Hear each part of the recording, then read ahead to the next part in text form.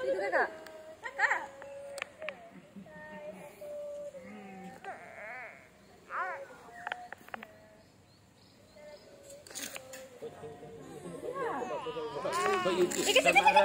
Sama Hari Raya buat YouTube sini cepat.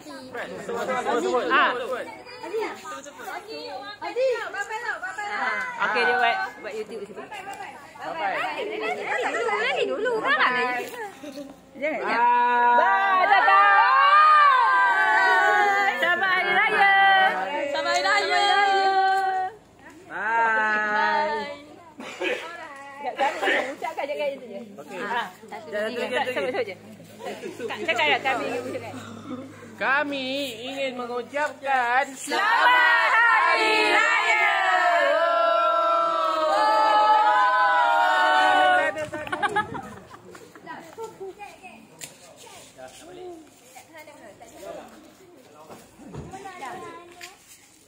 Dah nak ke sana?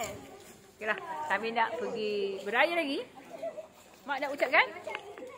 Selamat Hari Raya Aidilfitri. Maaf zahir dan batin. Kepada semua. Okeylah, kita jumpa di video selanjutnya. Jangan lupa terus subscribe, like, share, komen YouTube kami. Okey, Tata selalu. Ha.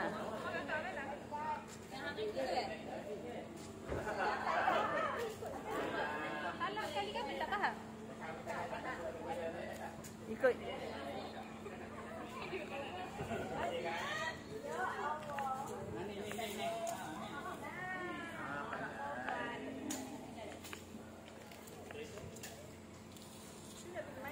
Kita pergi ke mana?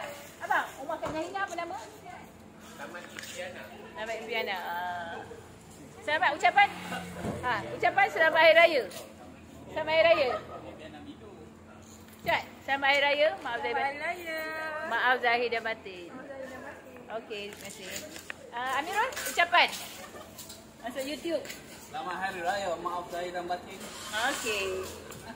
Dida, ucapan.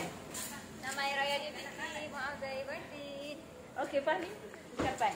Selamat Hari Raya Aidilfitri. Maaf zahir dan batin. Maaf zahir dan batin. Izati.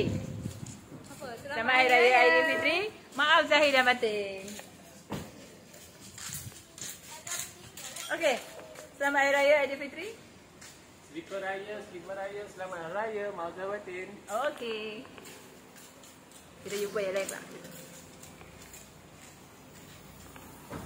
Okey, saya pun. Selamat Hari Raya, maaf zahir dan batin. Selamat Raya, maaf zahir batin. Okey. Okey, terima kasih. Jom. Kita tengok lagi siapa kita terjak. Oh, Mos di sana. Okey.